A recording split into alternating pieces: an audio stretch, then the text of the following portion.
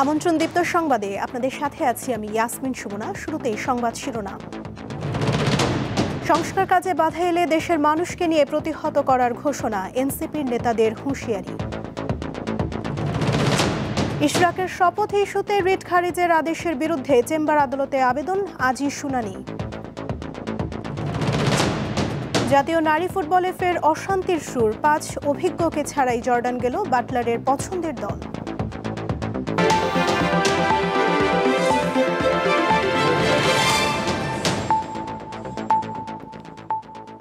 এবারে বিস্তারিত।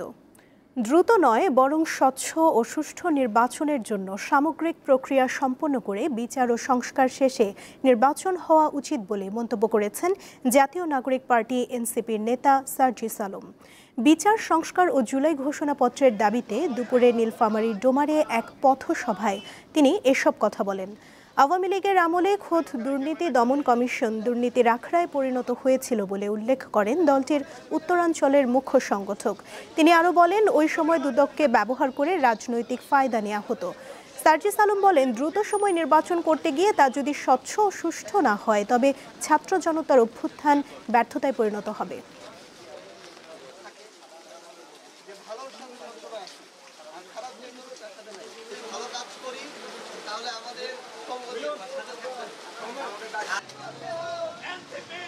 নির্বাচন দ্রুত দিতে হবে এটা কথা হতে পারে না, বরং কথা এটি হতে পারে যে নির্বাচন স্বচ্ছ সুষ্ঠু হওয়ার জন্য সামগ্রিক প্রক্রিয়াগুলো সম্পন্ন করে বিচার এবং সংস্কার পাশাপাশি চালিয়ে গিয়ে যখন এই সুষ্ঠু স্বচ্ছ নির্বাচন দেওয়ার উপযুক্ত সময় হবে, অন্তর্বর্তীকালীন সরকার বলেছে আগামী জুনের মধ্যে, তখন যেন এটি হয়। দ্রুত নির্বাচন হবে, স্বচ্ছ সুষ্ঠু হবে না, তাহলে ওই নির্বাচন অভ্যুত্থান পরবর্তী সময়ে একটি কলঙ্কে পরিণত হবে। সংস্কার কাজে বাধা এলে দেশের মানুষকে নিয়ে তা কঠোরভাবে প্রতিহত করা হবে বলে হুঁশিয়ারি দিলেন জাতীয় নাগরিক পার্টি এনসিপির মুখ্য সংগঠক হাসনাত আব্দুল্লাহ। সকালে চট্টগ্রামে সাংগঠনিক সফরের অংশ হিসেবে আয়োজিত দ্বিতীয় দিনের পথসভা কর্মসূচি শুরুর আগে এমন হুঁশিয়ারি দেন তিনি। হাসনাত আব্দুল্লাহ বলেন, 5 আগস্টের আগে এনবিআর কাস্টমস সহ নানা সরকারি প্রতিষ্ঠান দুর্নীতির আখড়ায় পরিণত হয়েছিল। সেসব প্রতিষ্ঠানে সংস্কার করা জরুরি হয়ে পড়েছে।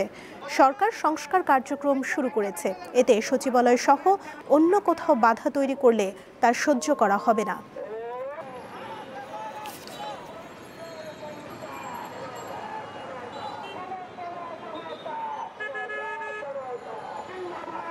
এখন সচিবালয়েও দেখলাম আন্দোলন হচ্ছে, বিক্ষোভ হচ্ছে, এনবিআর সংস্কারও বাধা দেওয়া হচ্ছে।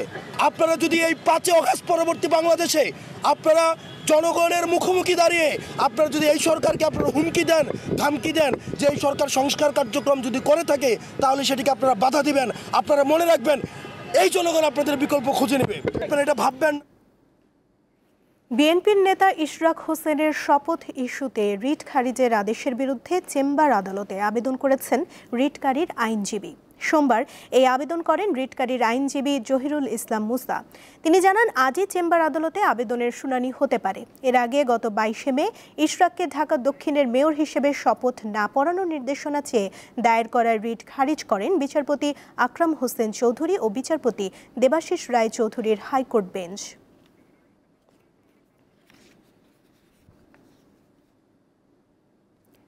21 আগস্ট গ্রেনেড হামলা মামলায় সব আসামি খালাসের রায়ের বিরুদ্ধে রাষ্ট্রপক্ষে লিভ টু আপিলের শুনানিকাল সোমবার বিচারপতি আশফাকুল ইসলামের নেতৃত্বাধীন 5 বিচারপতির বেঞ্চ এই দিন ধার্য করেন। 2 দশক আগে আওয়ামী লীগের সমাবেশে গ্রেনেড হামলার ঘটনায় করা পৃথক মামলায় বিচারিক আদালতের দেয়া সাজার রায় বাতিল করে গত বছরের 1 ডিসেম্বর রায় দেয় হাইকোর্ট।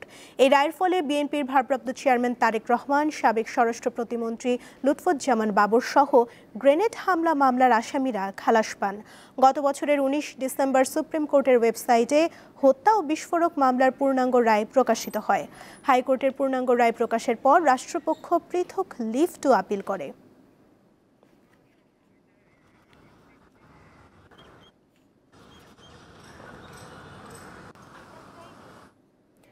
মানবতাবিরোধী অপরাধের মামলায় মৃত্যুদণ্ডের রায় নিয়ে জামায়াত নেতা এটিএম আজহারুল ইসলামের করা আপিলের রায় মঙ্গলবার প্রধান বিচারপতি সৈয়দ রেফাত আহমেদের নেতৃত্বাধীন 7 সদস্যের বেঞ্চ কাল রায় ঘোষণা করবেন। মুক্তিযুদ্ধের সময় মানবতা বিরোধী অপরাধের মামলায় 2014 সালের 30 ডিসেম্বর আজহারুল ইসলামকে মৃত্যুদণ্ড দেয় আন্তর্জাতিক অপরাধ ট্রাইব্যুনাল। ওই রায়ের বিরুদ্ধে 2015 সালের 28 জানুয়ারি আপিল করেন আজহারুল ইসলাম। শুনানি শেষে 2019 সালের 31 অক্টোবর আপিল বিভাগ মৃত্যুদণ্ড বহাল রাখে। 2020 সালের 15 মার্চ আপিল বিভাগের পূর্ণাঙ্গ রায় প্রকাশিত হয়। এরপর তা পুনর্বিবেচনা চেয়ে ওই বছরের 19 জুলাই আপিল বিভাগে আবেদন করেন আজহারুল ইসলাম। গত 26 ফেব্রুয়ারি আপিল বিভাগ রিভিউ শুনে ফের আপিল শুনানির সিদ্ধান্ত দেয়। এটাই প্রথম মানবতা বিরোধী অপরাধের মামলা, যেটি রিভিউ পর্যায়ে আসার পর ফের আপিল শুনানির অনুমতি পায়।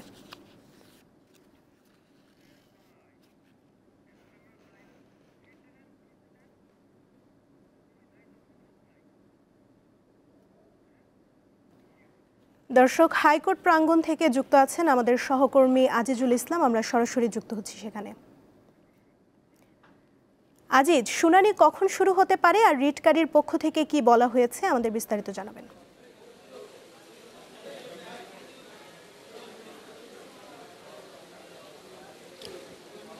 সুমনা, আমি আপনাকে যেমনটি জানাতে চাই যে ইশরাক হোসেনের আসলে শপথের বিষয়ে আদালত যে রায় দিয়েছিল, কালকে কিন্তু সেই শেষ দিন রয়েছে। এর মধ্যে আজকে যে বিষয়টি হয়েছে সেটি হলো ট্রাইব্যুনাল যে রায়টি দিয়েছিল সেই রায়টি বাতিল চেয়ে যে হাইকোর্টে যে রিট করা হয়েছিল, সেই রিটটি যে খারিজ করে দিয়েছিল, সেই খারিজের বিরুদ্ধে কিন্তু যে আইনজীবী রিট করেছিলেন সেই আইনজীবী কিন্তু আজকে আপিল বিভাগে আবেদন জানিয়েছে এবং আমরা যতদূর খবর পেয়েছি যে এই আবেদনটির আগামীকাল শুনানির জন্য আদালত আজকে যে আপিল বিভাগের চেম্বার বেঞ্চ সেই আগামীকাল তারিখ ঠিক করে দিয়েছে। আর এর বাইরে আরেকটি বিষয় ঘটেছে, সেটি হলো ইশরাকের পক্ষ থেকে তার আইনজীবী ব্যারিস্টার মাহবুবুদ্দিন খোকন, উনি কিন্তু একটি স্থানীয় সরকার মন্ত্রণালয়ের স্থানীয় সরকার বিভাগের যে বিভাগ রয়েছে সেই বিভাগকে কিন্তু একটি লিগ্যাল নোটিশ পাঠিয়েছেন এবং সেই নোটিশ দিয়ে বলা হয়েছে যে আজকের মধ্যেই ইশরাক হোসেনকে শপথ পড়ানোর জন্য দাবি জানানো হয়েছে। তো সেখানে বলা হয়েছে যদি তাকে শপথ না পড়ানো হয় তাহলে তারা আইনগত পদক্ষেপ নেবেন। তাতে আসলে বোঝা যাচ্ছে যে নির্ধারিত সময় অর্থাৎ আগামীকাল যেহেতু সময় রয়েছে, কালকে যদি শপথ না পড়ানো হয় তাহলে হয়তো তারাও একটি আইনগত পদক্ষেপ অর্থাৎ হয়তো হাইকোর্টে রিট আবেদন করে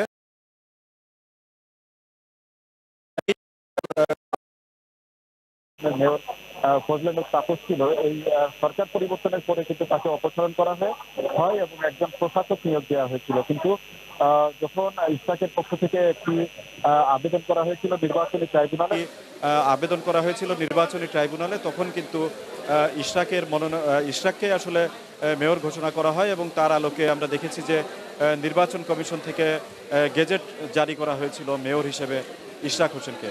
কিন্তু সেই গেজেটে কিন্তু বলে দেওয়া হয়েছিল যে 1 মাসের মধ্যে ইশরাক হোসেনকে শপথ পড়াতে হবে। সেই তার মধ্যেই কিন্তু যত ঘটনা ঘটেছে, এদিকে হাইকোর্টে রিট দায়ের করা হয়েছে।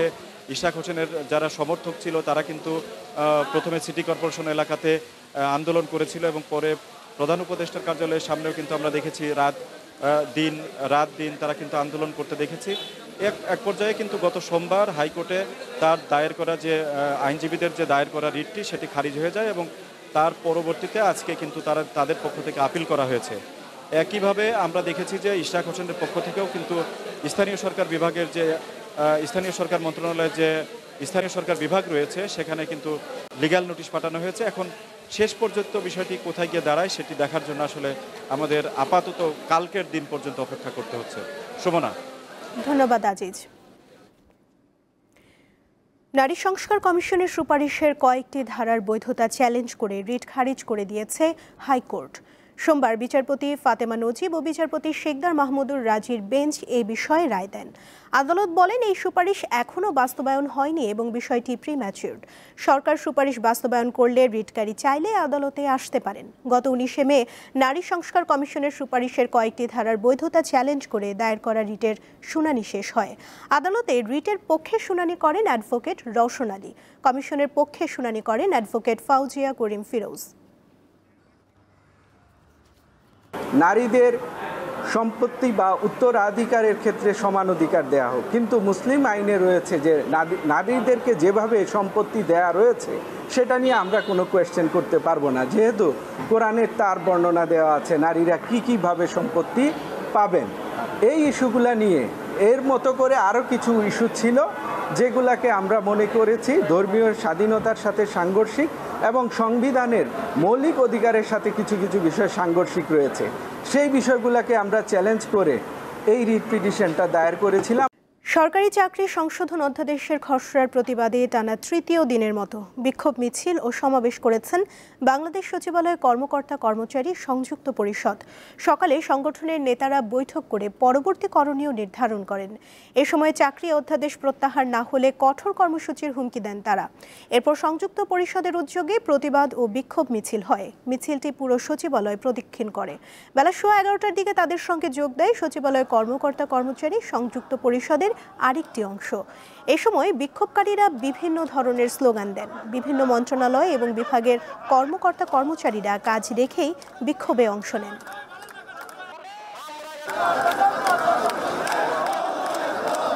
আমরা এই চুক্তিভিত্তিক নিয়োগ বাতিল চাই। চুক্তিভিত্তিক নিয়োগ এই সচিবরা উপদেষ্টাদেরকে ভুল বুঝিয়ে সরকার এবং কর্মচারীদেরকে মুখোমুখি দাঁড় করিয়েছে। মাঠে যখন নেমেছি মরতে শিখেছি, জেল খেটেছি, যতই জেল জুলি ভুলিয়ে হোক, আরে 5 জন সচিবের মধ্যে একজন মোস্ট ক্রিমিনাল হচ্ছে জনপ্রশাসন সচিব মুকেশ। সুষ্ঠু নির্বাচন যতদিন দেরি হবে দেশে ততই সংকট বাড়বে বলে মন্তব্য করেছেন বিএনপির স্থায়ী কমিটির সদস্য আমির খসরু মাহমুদ চৌধুরী। সোমবার ঢাকা রিপোর্টার্স ইউনিটির প্রতিষ্ঠা বার্ষিকীর অনুষ্ঠানে তিনি কথা বলেন। আমির খসরু আরও বলেন, দেশে যতদিন পর্যন্ত গণতন্ত্র পুনঃপ্রতিষ্ঠা না হবে মিডিয়াও ততদিন স্বাধীন হবে না। অগণতান্ত্রিকভাবে যারা ক্ষমতায় থাকে তারা মিডিয়াকে চাপে রাখে। আগামীতে মানুষের জন্য দায়বদ্ধ সরকার প্রয়োজন বলেও উল্লেখ করেন বিএনপির এই নেতা।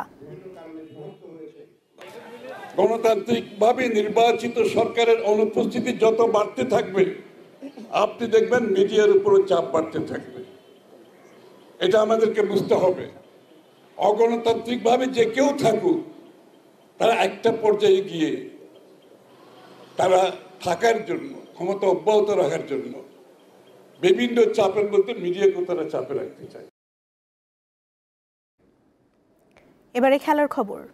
5 অভিজ্ঞ ফুটবলারকে ছাড়াই ত্রিদেশীয় সিরিজ খেলতে জর্ডানের উদ্দেশ্যে রওনা হয়েছে বাংলাদেশ জাতীয় নারী ফুটবল দল।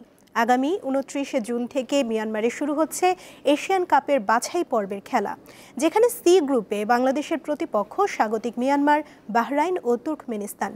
বাছাইয়ে প্রতিটি গ্রুপের সেরা দল পাবে 2026 এশিয়ান কাপে মূল পর্বে খেলার টিকিট। তার আগে 31শে মে জর্ডান ও 3রা জুন ইন্দোনেশিয়ার বিপক্ষে 2টি প্রীতি ম্যাচ খেলবে বাংলাদেশ। সেই সফরের জন্য 23 সদস্যের চূড়ান্ত দল ঘোষণা করেছে পিটার বাটলার। দলে জায়গা হয়নি সাবিনা খাতুন, মাসুরা পারভিন, মাতসুশিমা সুমাইয়া, কৃষ্ণা রানী ও সানজিদা আক্তারের। তবে বিশেষভাবে আসবে সাবিনার নাম। ভুটানের লিগে আলো ছড়াচ্ছেন সাফ জয়ী এই অধিনায়ক। তবে কোচ পিটার বাটলারের মতে ভুটানের লিগ ও জাতীয় দল এক নয়। পাশাপাশি বাংলাদেশের হয়ে খেলার জন্য তিনি এখন ফিট নন।